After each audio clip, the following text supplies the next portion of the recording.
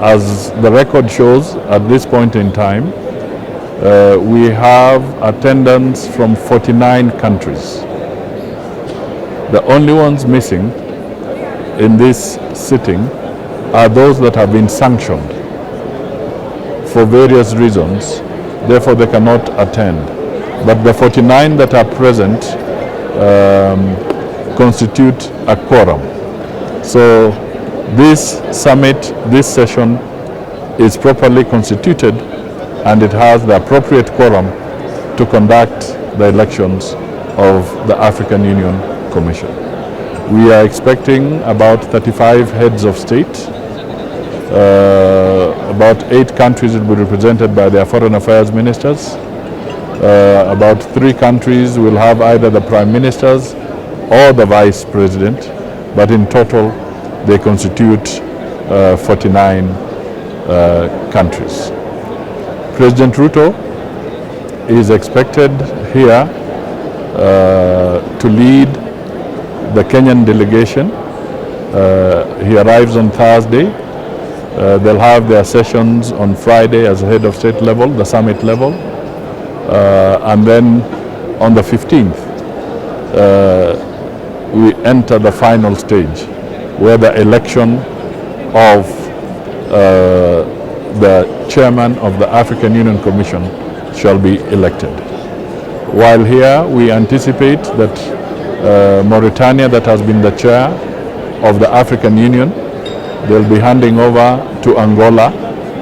The president of Angola will be taking over as the new chair of the African Union.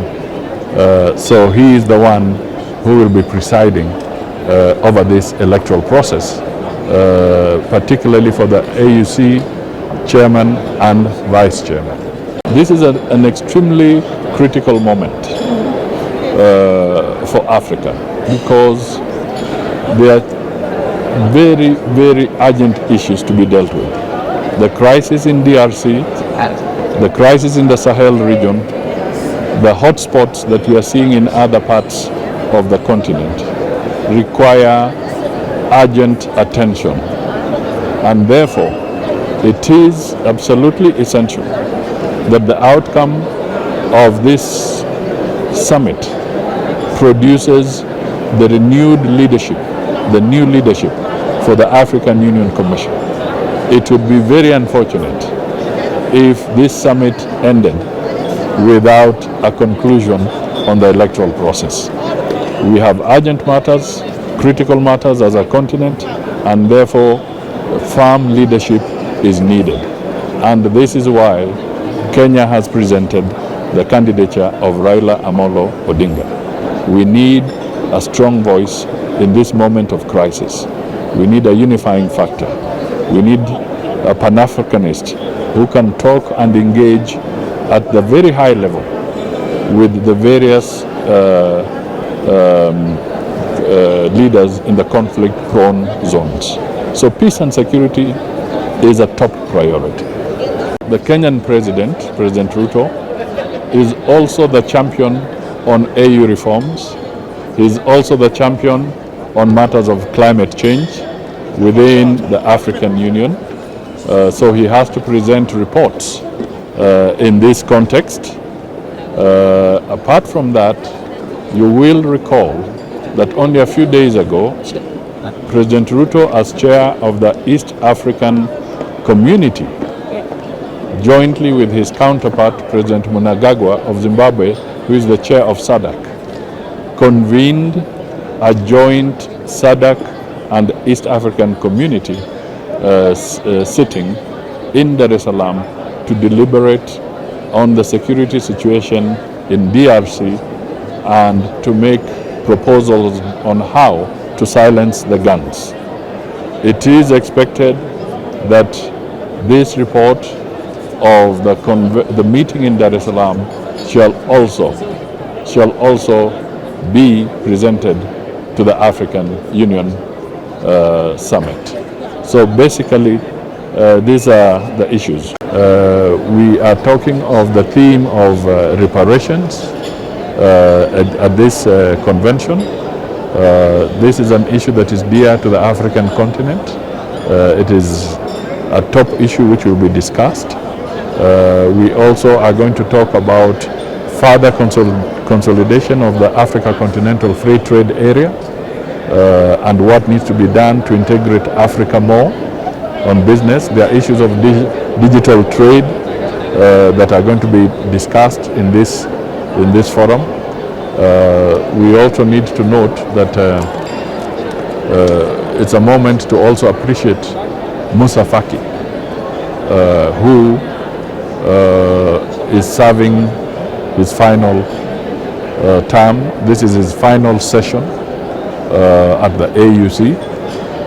After that, he cedes way to the new person. And we want to congratulate him and thank him for the effort he has put in over the years. I would also point out that this is also a moment where Dr. Adesina of the African Development Bank will also be making his last appearance in that capacity in this session, because also for him, his term as the African Development Bank president will be coming to an end, and the elections will be held later this year away from this summit. There's a different process. But these two prominent personalities of Africa are attending this session for the last time. And therefore, it is a convention, a summit that is of very big significance. And it offers us an opportunity for moving forward to the next step. I think I would say that the prospects for President for Honorable Raila to capture the seat are very, very high.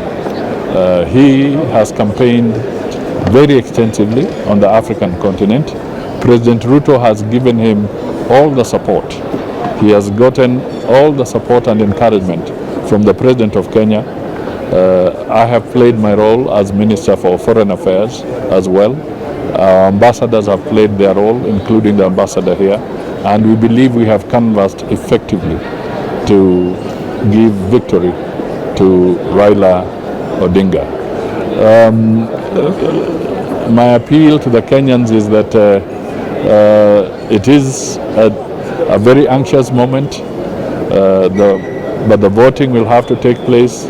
It is by secret ballot. Let us hold our horses and put Raila into prayer so that he can attain the victory that we all so desire. Many Kenyans have come out of their own volition. I know some people are asking me about what is the size of the Kenyan delegation. But I want to say that the level of anxiety and patriotism is very high. The Kenyan delegation is the standard delegation, which is normally led by the president during a summit like this.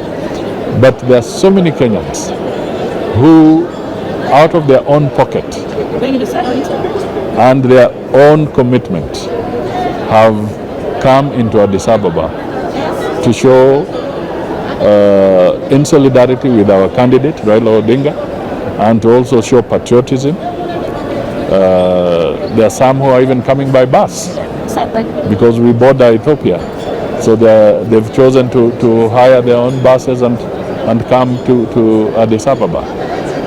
So that is something that we cannot wish away, and we thank them for all the support and for the enthusiasm they're showing in support of Kenya's candidate.